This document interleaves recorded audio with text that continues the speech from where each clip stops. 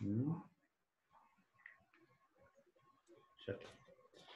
Bueno, el gobierno de Alfonsín. Nosotros habíamos visto los primeros 2 años de este gobierno, la clase pasada, la semana pasada. Ahora vamos a continuar, sobre todo ya con el final del gobierno. El gobierno de Alfonsín entonces va a ser el gobierno que va a durar del año 83 al 89, 6 años. En aquel momento todavía no se había reformado la Constitución del año 1994, es cuando se hace la reforma. Entonces, hasta ese momento, los gobiernos duraban 6 años y los presidentes no podían ser reelectos inmediatamente, ¿sí? Luego se modificó la Constitución en el 94 y las presidencias pasan a durar 4 años y los presidentes pueden tener 2 mandatos consecutivos, como fue el caso, por ejemplo, de Cristina y como fue el caso de Menem. ¿Sí? Bien, el gobierno de Alfonsín va a tener una relación conflictiva con los sindicatos. Los sindicatos mayoritariamente peronistas, los sindicatos ligados políticamente al peronismo, van a ser un núcleo duro para el alfonsinismo. Tengan en cuenta que, como les dije la clase pasada, Alfonsín, la Unión Cívica Radical en el 83, le gana por primera vez al peronismo en elecciones limpias. ¿Sí? El peronismo tenía todas las posibilidades de ganar, de competir y de ganar, y perdió. Y era la primera vez que esto sucedía. Entonces el sindicalismo se transformó en un reducto importante de resistencia peronista.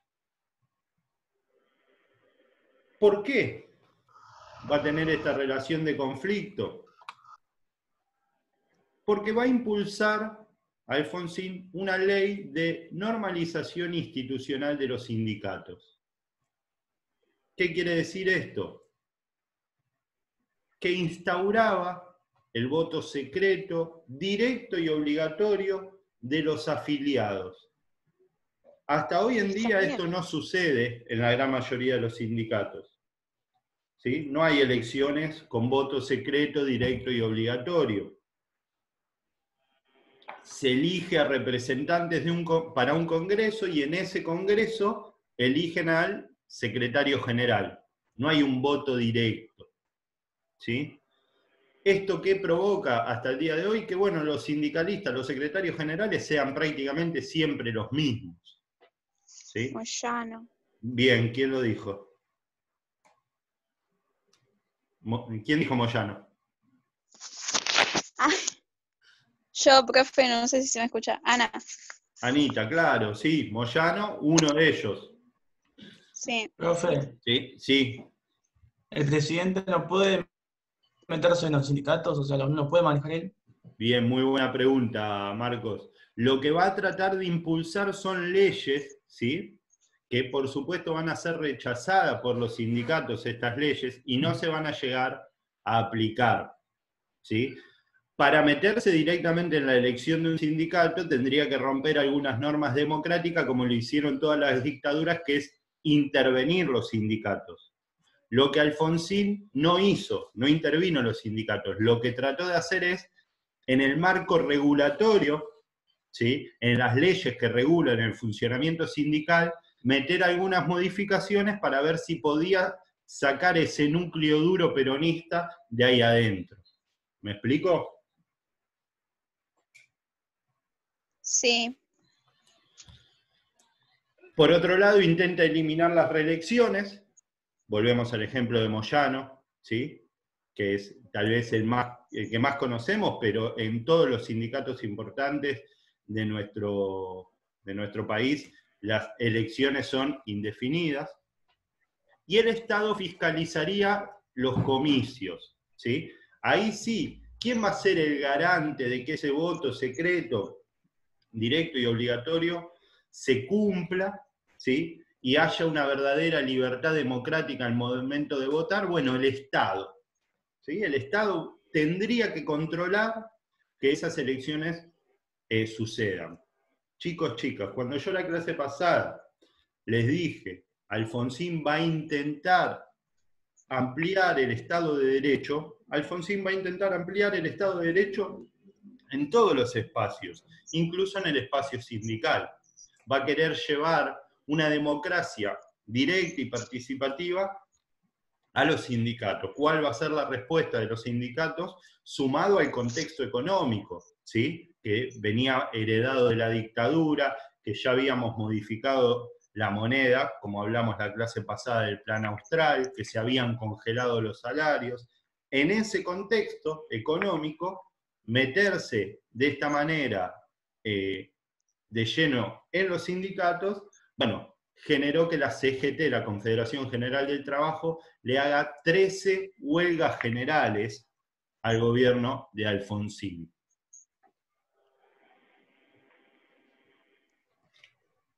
¿Estamos? Sí. Sí, profe. Bien. Seguimos entonces. Sí, ahí está. Con los militares, lo que vamos a ver es la relación que tuvo Alfonsín con distintos sectores de la sociedad. Bueno, con los militares ya podemos empezar a sospechar que esa relación fue también tensa. A ver, ustedes saben cuál es mi posicionamiento político, pero hay algo que yo tengo que decir necesariamente, porque es como lo pienso y como lo siento, ¿sí? Alfonsín le tocó gobernar en un contexto completamente duro y difícil, con una economía en decadencia, con sindicatos opositores, fuertemente opositores, con los militares que todavía, ¿sí?, seguían vigentes y seguían con peso. Por eso es importante rescatar la figura de Alfonsín, ¿sí? Porque Alfonsín logró poner los pilares para la democracia que hoy tenemos, que tenemos que seguir mejorando, por supuesto, pero que logramos defender. No era en el año 83, 84, bueno, listo, llegó la democracia y tenemos democracia para siempre. Ahora vamos a ver en la relación con los militares cómo estaba en juego todavía la democracia. Cuando en el 85 Alfonsín hace el juicio a las juntas, empieza un conflicto con las Fuerzas Armadas. ¿Por qué? Porque van a juzgar a los militares, porque efectivamente los juzgan a los militares y porque meten preso a algunos de ellos. ¿Sí? Y quedaba abierta la posibilidad para llevar adelante nuevos juicios. Los militares como grupo de presión que existían, que habían dejado el poder, pero que no habían dejado de ser un grupo de presión, esto es muy importante, ¿sí?, que seguramente en la clase especial de las 6 de la tarde hablaremos de los grupos de presión. Dejar el poder no implica dejar de tener capacidad de presionar. Los militares presionan al poder legislativo y el poder legislativo aprueba la ley de punto final. ¿En qué consistía? La ley de punto final consistía en una fecha límite de 60 días para abrir nuevos casos. Lo explico. Desde el momento de la sanción, que fue a mediados de diciembre, ¿sí?, estaba abierta la posibilidad hasta mediados de febrero para llevar adelante nuevas denuncias contra los militares. Por ejemplo, alguna persona que haya estado detenida en un centro clandestino de detención tenía 2 meses para ir y denunciar, ¿sí? A partir de esos 2 meses que se cerraba y no se podían hacer más denuncias. Lo cual era un problema, ¿sí? ¿Por qué? Porque mucha gente que había pasado por los centros clandestinos no se animaba todavía a denunciar porque estaba muy fresco. Nadie le garantizaba que no pudiese haber otro golpe de Estado y que vuelvan los militares. ¿Vamos bien? Sí, profe. Sí. De hecho, Sí. en 1987, Aldo Rico, al frente de oficiales y suboficiales de la Escuela de Infantería de Campo de Mayo, hace un levantamiento. Pero tu vieja no tenía teléfono, ¿no me habías dicho? Brenda, te estamos escuchando.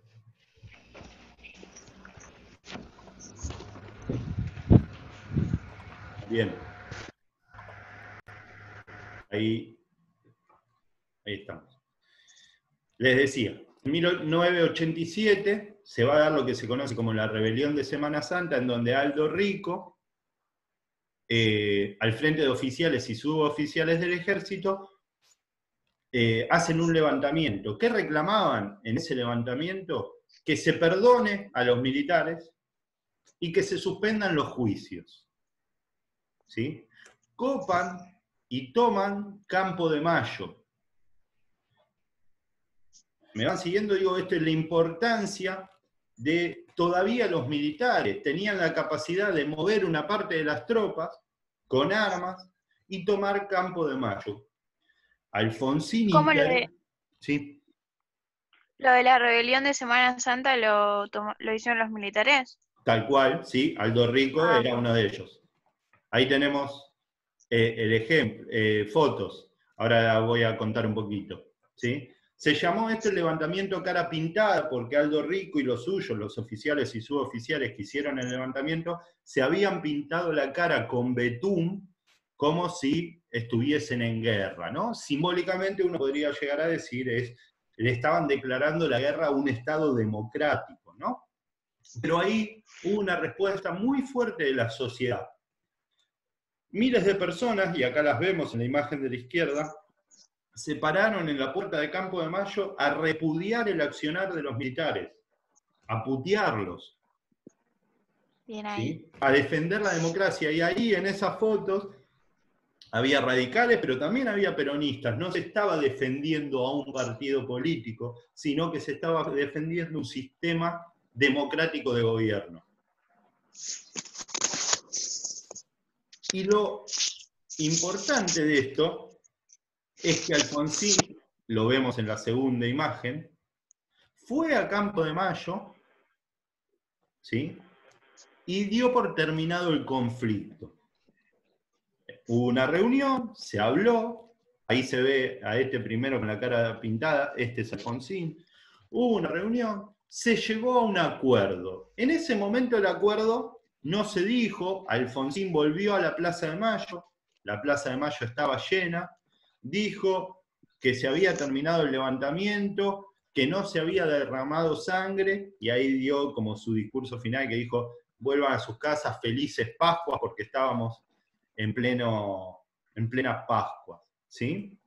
Ahora, ¿cuál va a ser la consecuencia de esto para que podamos ver la importancia de los militares todavía como grupo de poder? El 13 de mayo, Alfonsín envía la ley de obediencia debida al Parlamento. Fíjense cómo está, no es que me equivoqué, ¿eh? Debida está escrito bien. Debida de deber. ¿Qué decía esto? Algo que Aldo Rico y sus representantes reclamaban. Nosotros estábamos en el ejército, nosotros cometimos atrocidades, pero lo hicimos porque obedecíamos a nuestros superiores. Por lo tanto, nosotros no deberíamos ser castigados. Solamente si se quiere castigar a alguien, que sea los altos mandos. Los que estábamos abajo, no, porque obedecíamos órdenes, ¿sí? La obediencia debida entonces va a dejar afuera a ese grupo de personas, un gran grupo importante de militares, muchos torturadores, ¿sí? ¿Para vos está bien o mal? Mal. Para mí también. Muy bien. Ahora, muy buena, gracias. Ana Márquez de la Escuela 30 es quien pregunta. Muy buena pregunta, Ana. ¿Por qué? Explico. Porque mucho se le criticó a Alfonsín esto. Las dos leyes, la de punto final y la de obediencia debida. Se lo criticó muy fuerte. Y yo creo que por más que esté en contra de esta ley, ¿sí? Objetivamente el escenario era muy riesgoso, era poner en juego la democracia, y por ahí Alfonsín dio un paso atrás para defender el Estado democrático. También lo podríamos pensar de esa manera, ¿sí? Por ahí confrontar con los militares era llevar nuevamente a un derramamiento de sangre, a un conflicto duro, porque estos tipos, como se ven en la foto, estaban armados, preparados para una guerra, ¿sí? Con un resultado incierto. Creo que en pos de ser justos con Alfonsín, por ahí dio un paso atrás en defensa de un Estado democrático que más adelante, con el gobierno de Néstor Kirchner, nos permitió derogar esa ley de obediencia debida y de punto final y juzgar y seguir juzgando a los militares.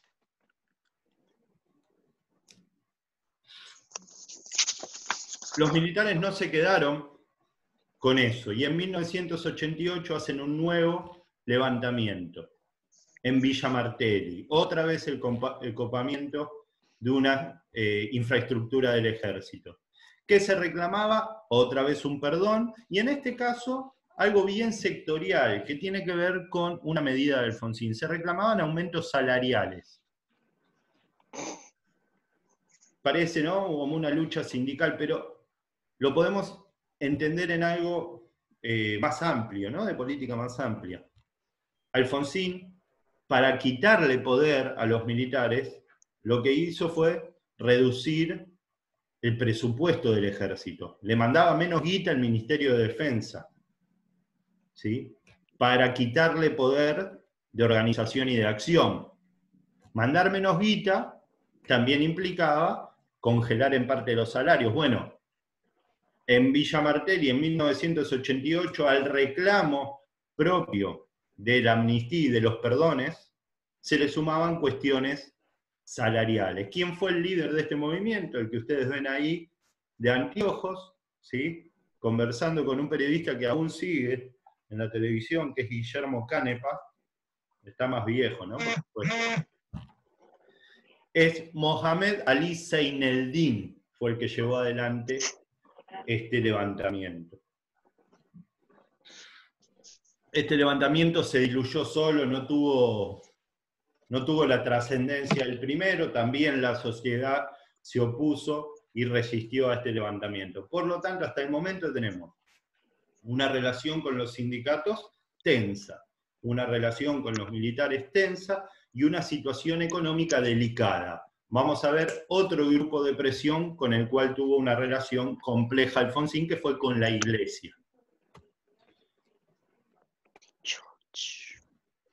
¿Por qué fue una relación compleja con la Iglesia? Bueno, por la ley de divorcio. ¿Sí?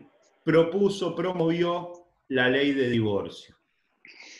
¿Por qué la Iglesia se opone? Bueno, porque la Iglesia dice que el casamiento es para siempre, ¿sí?, hasta que nos separe ¿quién? La muerte. La muerte, solo la muerte nos puede separar, ¿sí? Entonces, en el año 87 se va a promulgar esta ley y la Iglesia se va a oponer fuertemente.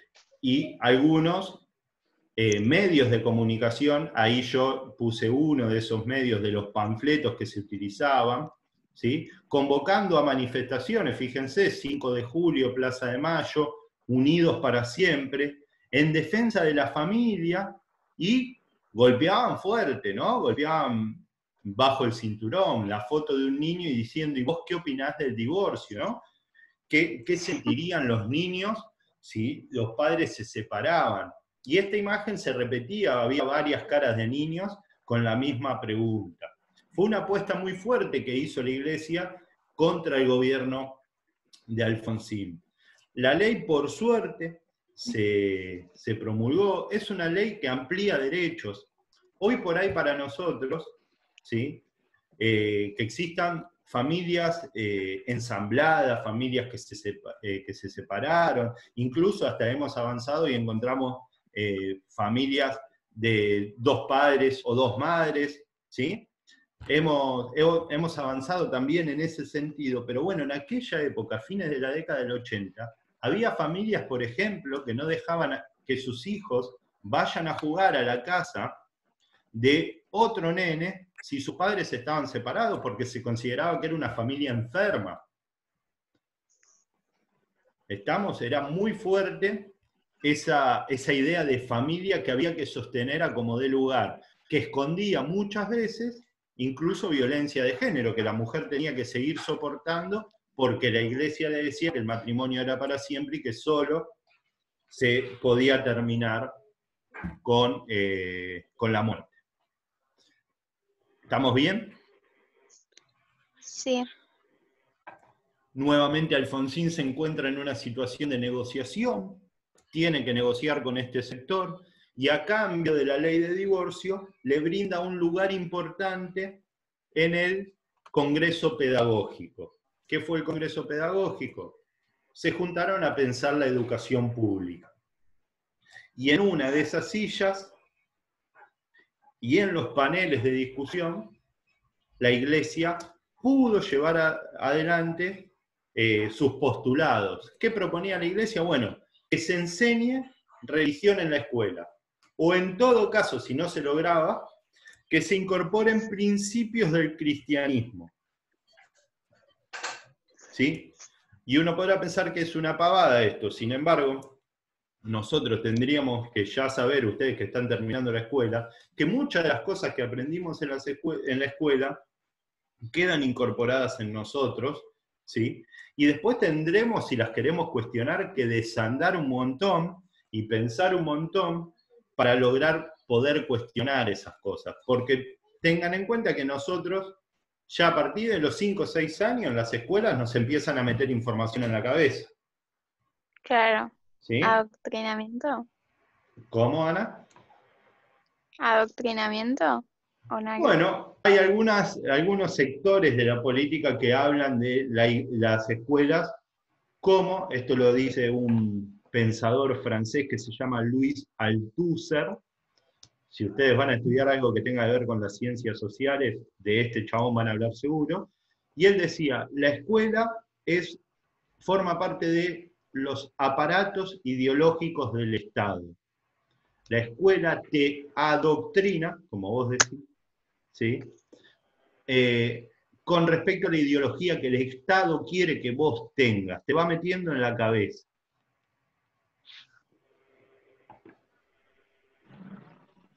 ¿Estamos? Sí, sí. Y tiro esta, ¿no? Es esa escuela que se presenta, hoy, hasta el día de hoy, que se presenta como apolítica. Acá de política no se habla, ¿no? Es mala palabra la política. Bueno, eso es transmitir una ideología. Aunque parezca que no lo es. Bien, ya me dijo que falta... Claro, sí. Todo es ideología. Vamos a lo más complejo, que es... Acá está mi hijo. Vamos a lo más complejo, que es la situación económica. En 1988, el Fondo Monetario Internacional y el Banco Mundial cortan el crédito. No mandan más plata, no mandan más dólares. ¿Sí? Esto provoca una enorme devaluación. Y ya sabemos desde el año pasado, porque lo dije hasta el cansancio y todos me escucharon, que la devaluación implica dos cosas.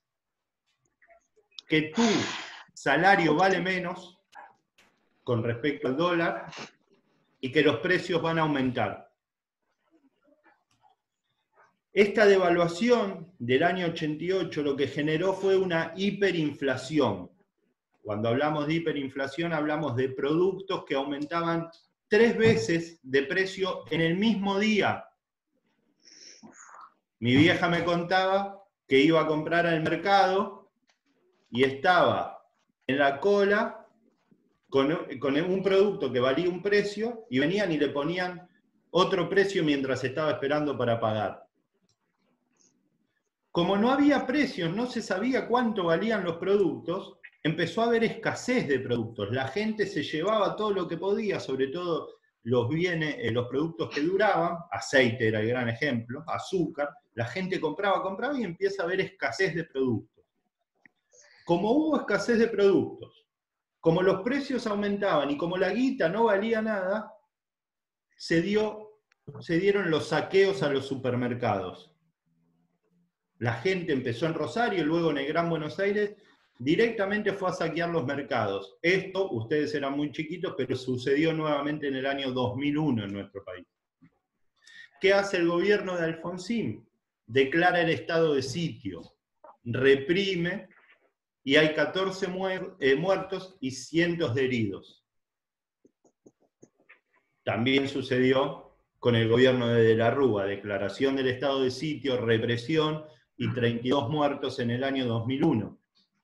Lo mismo que con el gobierno de la Rúa, en el año 2001, Alfonsín, el 8 de julio, renuncia en un marco de conflicto con los sindicatos, conflicto con los militares, conflicto con la iglesia, ¿sí? Y un gran conflicto económico que tenía que ver con la hiperinflación. Chicos, chicas, acá les muestro cómo fue la inflación, la hiperinflación. Desde el año 45, las barritas rojas son los momentos de mayor inflación en nuestro país. Fíjense en el año 89, en un año 3.079% de inflación. Es una barbaridad cuando nosotros hablamos de una inflación alta y decimos 40% de inflación es muy alto, que es muy alto. En un año se llegó al 3.079%. En un mes la inflación era de 250%. En este contexto, Alfonsín renuncia. Acá tenemos imágenes de los saqueos, acá tenemos Clarín diciendo que se declaró el estado de sitio, y acá tenemos el Diario de Córdoba, La Voz del Interior, diciendo que hubo 14 muertos. Cuando renuncia Alfonsín, asume Menem, quien había ganado ya las elecciones, ¿sí? Esto después vamos a hablar. Y Menem va a aplicar en democracia el más brutal neoliberalismo. ¿Sí?